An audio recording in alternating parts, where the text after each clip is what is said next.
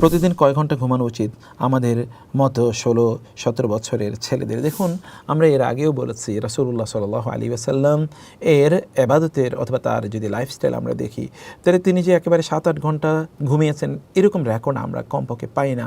কারণ তিনি রাতের একটা বড় অংশ জুড়ে তিনি ইবাদত করতে আল্লাহ তাআলা তাকে নির্দেশ প্রদান করেছেন রাতের অর্ধেক অথবা কমপক্ষে 3 ভাগের 1 ভাগ তাকে ইবাদত করতে। কুমিল লাইলা ইল্লা কলিলান নিসফু আও ইনকুস মিনহু আও জিদ আলাইহি, এই যে আল্লাহ তাআলা তাকে বলেছেন তার জন্য ওমিনাল লাইলি ফাতাহাজ্জাদ বিহি নাফিলাতাল লাক।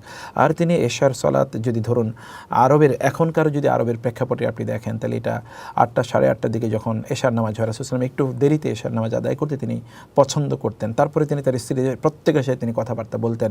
এরপরে যে ঘরে তার থাকার কথা সে ঘরে তিনি যেতেন। এখানে ধরুন হয়তো আধা ঘন্টা সময় বা 1 ঘন্টা সময়ের ব্যাপার। তাইলে যদি সাধারণত তিনি ধরি এটা 9টা অথবা 9:30 বা যদি এরকম একটা সময় বলি, তারপরে যদি ধরুন আপনি 3টা পর্যন্ত ঘুমান, তাহলে আপনি এখানে 4 ঘন্টা বা 5 ঘন্টার সময় আপনি পাবেন না, এর চেয়ে বেশি আপনি পাবেন না। দিনের বেলা তিনি একটু কায়লুলা করতেন। কায়লুলা ডাজন্ট মিন যেতে এখানে তিনি একটা লম্বা সময় তিনি ঘুমিয়েছেন। তো ফলে তিনি দুটো সময় বিশ্রাম নিতেন। একটা সময় হচ্ছে তিনি রাতে এবং আর্লি, আর দিনে তিনি একটু দুপুরের পর তিনি একটু কায়লুলা করতেন। এই যে দুটো সময় আগে তিনি ঘুমিয়ে যাওয়া, এই সময় আপনার 1 ঘন্টা ঘুম, অন্য সময় 3 ঘন্টা ঘুমের সময়, আবার দিনের বেলা তিনি একটু ন্যাপিং নিতেন। এর মাধ্যমে তিনি আসলে খুবই উদ্যমী থাকতেন।